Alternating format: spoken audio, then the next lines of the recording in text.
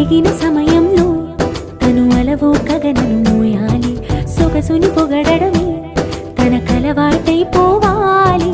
పనులను పంచుకుని మనసుంటే ఇంకేం కావాలి, అలకని తెలుసుకుని